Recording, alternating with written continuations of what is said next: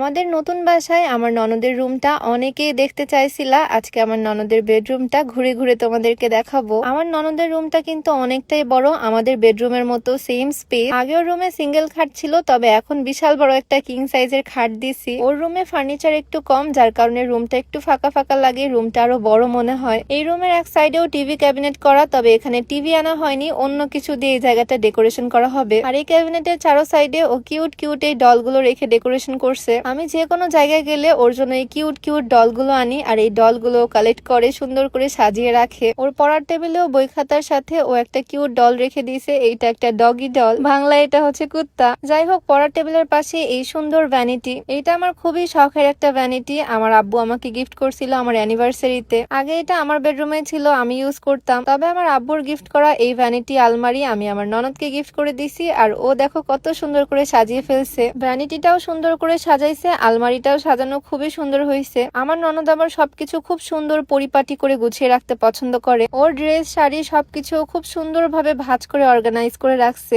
এত সুন্দর ভাবে সবকিছু গোছানো থাকলে আসলে দেখতেও ভালো লাগে। ভ্যানিটিটাও খুব সুন্দর করে সাজাইছে, মানে ওর নিজের রুমটা ও নিজের মনের মতো করে গুছিয়ে নিছে। ওর রুমটা আমার খুবই পছন্দ। আগের বাসায় ওর রুমটা একদম ছোট্ট ছিল, সাথে ওর জন্য ছিল একটা সিঙ্গেল খাট, তবে এইবার ডাবল খাট, সাথে অনেক সুন্দর সুন্দর ফার্নিচার, সবকিছু দিয়ে ওর রুমটাও খুব সুন্দর করে গুছিয়ে নিছে। ভ্যানিটিটাও সুন্দর করে গুছানো, তবে আমি আরেকটা জিনিস অ্যাড করতেছি এখানে, যেটা হচ্ছে এই স্কিন কেয়ার কম্বোটা। স্কিন কেয়ারের জন্য বেসিক A to Z আছে এইখানেই। কম্বোতে প্রথমে থাকছে একটা ক্লিনজার, ফেসটাকে ডিপ ক্লিন করতে এটা হেল্প করবে, ফেসটা ব্রাইট করবে। সাথে স্কিন হাইড্রেশনের জন্য থাকছে একটা ময়শ্চারাইজার, এটা স্কিনকে হেলদি রাখতে হেল্প করবে, স্কিনকে আরো বেশি সফট করবে এই ময়শ্চারাইজারটা। দেন নেক্সট প্রোডাক্ট হচ্ছে এই সিরামটা, যেটা স্কিন ব্রাইটনিং এ খুবই হেল্প করবে। আর লাস্ট অফ অল এইটা হচ্ছে একটা আই ক্রিম, যেটা চোখের নিচে ডার্ক সার্কেল রিমুভ করবে। খুবই ইউজফুল এই স্কিন কেয়ার কম্বোটা। তোমরা পেয়ে যাচ্ছ হোয়াইট রোজ ফেসবুক পেজ থেকে, পেজটা আমি ডেসক্রিপশনে মেনশন করে দিয়ে রাখবো, তোমরা চাইলে ভিজিট করে আসতে পারো। নতুন এই স্কিন কেয়ার প্রোডাক্ট গুলো আমার ননদকে গিফট করলাম। আচ্ছা, তোমরাই বলো তো ওর রুম ডেকোরেশনটা কেমন হয়েছে? যদিও একদম সিম্পল, তবে আমার কাছে ওর রুমটা খুব ভালো লাগে। জানি রুমের ডেকোরেশন নিয়ে এই ভিডিওতে